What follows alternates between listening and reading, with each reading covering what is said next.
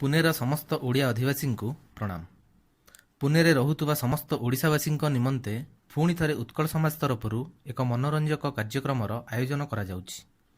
ओडिया मानक लागि एवं ओडिया मानक द्वारा एपरि एक सुंदर सिद्धांत को संगठित करी पुनेर पवित्र उत्कल समाज चलित मास 26 तारिख दिन ग्लाइडिंग सेंटर हड़प सहर स्थान रे उत्कल प्रीमियर लीग उद्घाटन करने को जाउछि।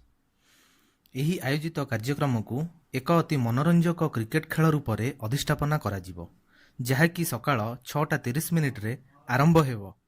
एभली एक अनन्य प्रयास को सफल करने निमंते समस्त पुणे स्थित ओडियावासी को योगदान करने तत्सहित स्वपसंदित दल को प्रोत्साहित करने निबिड़ अनुरोध।